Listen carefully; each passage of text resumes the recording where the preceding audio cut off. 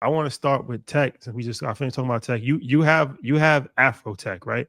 Yeah. So AfroTech is a convention, right, for people that's interested in technology, people that's in technology, right? Black people. Hmm. How do you see this landscape changing as far as artificial intelligence and all of these robotics? How is this changing in real time, and how is that impacting black people that's in technology and black people that's trying to get into technology?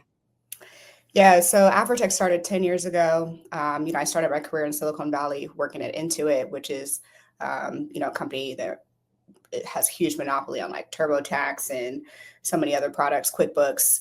And what we've seen over time is that these companies are very good at evolving, and a lot of companies fail, right? Like companies take a shot and then they completely fail because they didn't evolve quick enough. Hmm. The evolution and the speed in which these companies is moving is something we have never seen before.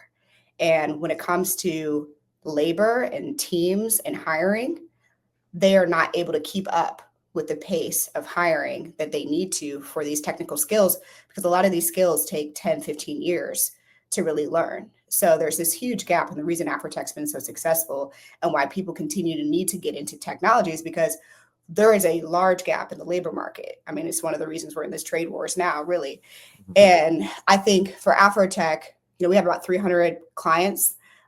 These are corporate tech companies, everyone from your Intel to Lockheed Martin to NVIDIA to boring B2B companies that are billion-dollar companies you've never heard of, like F5, run by a black man, $15 billion plus revenue.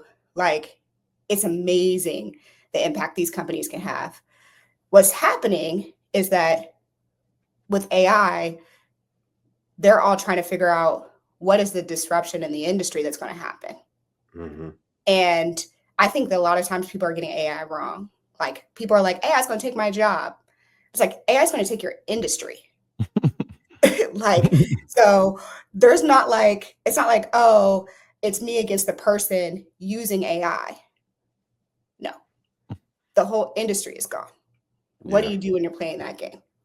Yeah, I think you sit at an interesting seat in this as an event such as Afrotech gets to see a lot of the entrepreneurs inside the tech space in terms of innovation. We try to stress to people like we have to take part in this. We have to be part in the innovation. We have to be a part of the engineering.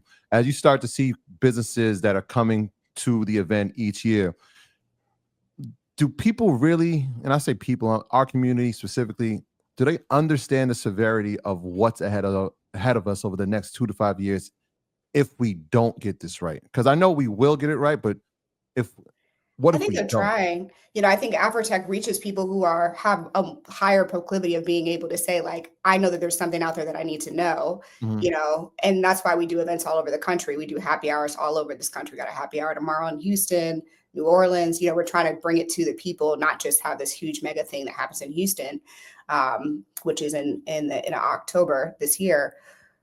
What I'm seeing is that people know that there's a gap between where they are and where they need to be, but they're not quite sure if they're willing to take the risk to fill that gap. I think it's the same that happens in other industries where people are like 40, 50 years old and they know that these kids grew up with technology, and you kind of have to decide, am I going to try to play their game, or am I going to like lean on my leadership skills or my soft skills? That can only take you so far. And that gap is really, really small with the world of AI.